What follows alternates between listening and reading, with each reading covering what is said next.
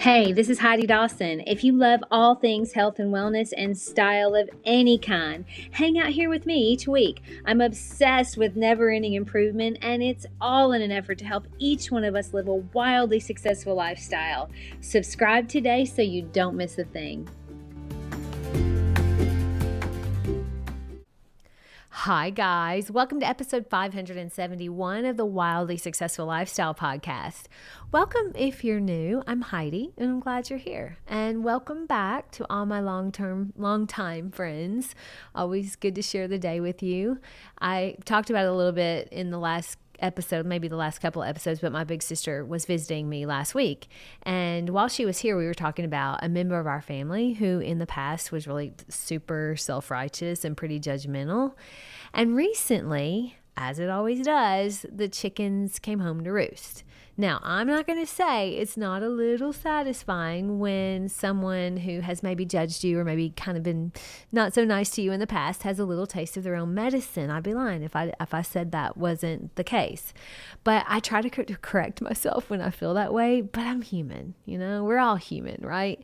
But that discussion made me think of the song Babylon. One of my all-time favorite songs by David Gray. I love it so much. But what really makes it stick out, and I have talked about this before on an episode probably years ago, but it's one of the lines in that song is the best line I've ever heard in a song. And so in this song, he sings this line: I'm in collision with every stone I ever threw. I mean, it just speaks so much wisdom. It's so accurate for life in general. And until we understand that the energy we put out is the energy we get back, we just walk around thinking, well, life is hard. There's nothing I can do about it, or people are unfair, or we ask ourselves questions like, why does this keep happening to me? When I realized that my gut wasn't just me being paranoid, I started paying so much more attention to it. I mean, my gut feeling about people, my gut feeling about design, my gut feeling about pretty much everything. This last week I had a design install. It wasn't huge, so I set up my installers for 2 hours. Now, my gut kind of kept telling me I was worried that wasn't going to be enough, because I had bought several pieces of furniture that had to be put together. I don't normally do that. This is a small budget project, and it's a lot of fun. And so I had seen on Instagram on one of those reels where they show these budget pieces that look just like the expensive ones, but are a fraction of the price. So it's this beautiful arched black display cabinet. Comes off of Amazon. Now, I've used the expensive version a few times, but it's thousands of dollars. And this project didn't really have that kind of budget. But I wanted to use that cabinet. It was perfect for the space. So I saw that reel and I thought, oh, that's it. I'm going to buy this. So I buy this piece off Amazon, which I would normally not do, but the reviews and the images were really good. And in my mind, I kind of was wondering how they were going to ship it for such a reasonable cost, because it's pretty big. And I know normally, the cost was pretty high to ship those things. So that was my first red flag and my first gut that I ignored. Now, naively, I think they're going to ship it like they do the really nice version of it. I could not have been any more wrong. In fact, when I saw the boxes it was shipped in, I thought, oh my goodness, we're missing big pieces, because these are small boxes and that's a big cabinet. Second red flag. But now I'm realizing, oh my goodness, we're going to have to put this thing together. So my gut kept saying this install isn't going to be done in 2 hours, to the point to where I finally just called up one of my other installers, because the ones that I was using for the 2 hours, I had lined up a month prior, which is what you have to do. So I can't just grab them off the street. So I called one of my other installers, and he was like, yeah, I actually happen to have an hour. I can send a couple guys over, no problem. And so we get in there and, they start putting it together. So they show up and they start taking everything out of the boxes. I kid you not, this thing came in about 500 pieces, which included the screws and the hinges and the dials. An hour and a half later, and these are professional assemblers. An hour and a half later, I'm looking at them on the floor with pieces and directions everywhere, and I just kind of laughed to myself, and I was like, I guess my gut was right again. I was so happy that I went ahead and had them come over before the 2 hour install.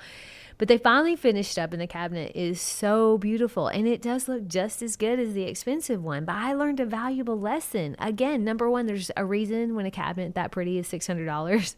And always, always, always listen to your gut in every scenario. It knows things you don't.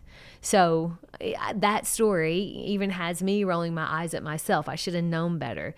But it's such a classic example of how ignoring those little nudges can turn a simple day into a comedy of errors. And speaking of gut feelings, I came across this little gem recently. There was a study that I think was kind of weird and a little gross, but it was a study to see if we can actually sniff out fear or not. So they took a group of people, put them in sweatsuits, and had them run on treadmills until they were really sweating. And then they took another group of people, and they had the same kind of sweatsuit, but these people were going to be parachuting out of an airplane for the very first time. And you can imagine, they were sweating too. When it was all said and done, they took the jumpsuits from these two groups of people, and they had people in a study group smell the treadmill jumpsuit and then also smell the parachute jumpsuit. While smelling them, they were attached to this brain scan. This is so interesting to me, every single one that smelled the parachute sweat actually had an internal fear response, but none of them had that from the treadmill sweat. So yeah, we can actually smell fear. That's crazy to me. Like, our bodies are picking up on these invisible signals all the time. You can call them pheromones, vibes, whatever you want to call it. And that's exactly what your gut is tapping into. It's not paranoia. It's evolution's way of saying, hey, you might want to pay attention. I mean, think about it. How many times have you walked into a room and just known something was off, or met someone new and felt that instant nope in your stomach? That's your built-in radar sniffing out the energy, literally. Several years ago, I was in real estate when real estate was really booming, and my mentor and I were selling homes left and right. We were loving it and having a good time. And at one point early on in my career, I was still kind of green. I had this client who I was working with to get on contract for a new construction house. Now, it was a couple, and the guy was sending up red flags everywhere. Difficult from the get-go, like extra difficult. And with new construction, you're with those people for 4 months because they got to build the house, right? So I spoke to my mentor about some of the things that were happening that were giving me red flags. And he said, listen to me. I know that's a big house and I know it's a lot of money, but this is one you should walk away from. Trust me on that. It'll be more hassle than it's worth if you even ever get it to closing. That's exactly the conversation we had. Now, I kind of shrugged it off thinking, oh, I'm personable and we're on a roll here. I can handle difficult people. So I didn't listen to him and I didn't listen to my gut. And I went ahead and I signed the contract with that couple.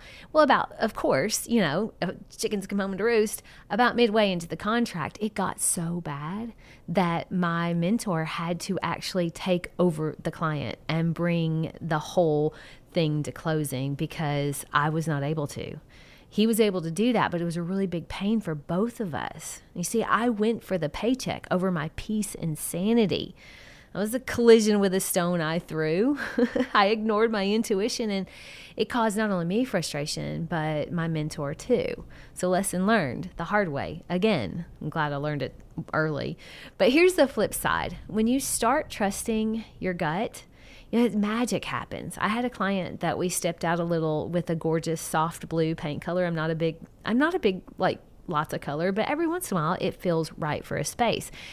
And this felt right. I mean, we painted everything this beautiful blue, the walls, the ceiling, the trim, it was all this blue. In my mind, it was going to be so fabulous because I saw the finished product in my head. That's my job. But my client, not so much. She didn't see the finished product in her head at all. She kind of freaked out a bit, which in a way kind of gets me second guessing myself. I'm like, am I doing something? Is this maybe, have I lost my touch? But my gut said, don't change it. If you change it, you're going to regret it, and it's not going to be as beautiful as it will be. So I convinced her to carry it through to completion and to judge it once it's done. I was like, if you hate it, when it's done, we'll fix it then, because we'd already painted anyway. So that's what we did. And to this day, it is still one of my favorite bathrooms I've ever done. And she loves it so much and is so glad that I convinced her to stick to my gut. Our gut is there guiding us all the time. It's been on a lot on my mind lately, but we just have to tune into it. Now that's easy to say, but if you're like me, you're asking yourself, so how do I tune into this gut thing more? The biggest thing for me is always to quiet the noise. I mean, we're bombarded with opinions, social media, friends, our inner critic. Who doesn't have that like all the time? But sometimes we just have to take a beat and meditate. We've got to journal or just sit with your thoughts and ask yourself, what does my body feel like right now? Like, do I have a tight chest? Am I getting butterflies? That's all data. Now, second thing is maybe test this out on small stuff. Next time you're shopping or choosing a restaurant, go with your first instinct. Go with your gut instinct and see what happens. Build that muscle. And finally, remember the energy loop. That song, I'm in collision with every stone I ever threw, it's Karma 101. You put out negativity and doubt or take shortcuts, and it's going to smack you back. But you throw positivity, trust, and authenticity, you will watch the universe conspire in your favor every single time. And tying it back to that fear smelling study, next time you're in a high stakes situation like a job interview or maybe a negotiation, pay attention to the vibes in the room. If something smells off, pun intended, honor it. Your gut might just save you from a collision you don't want. You know, I've realized life isn't about avoiding the stones. It's about owning the ones you've thrown and learning to throw better ones. Stop asking, why me? And start asking, what am I putting out there?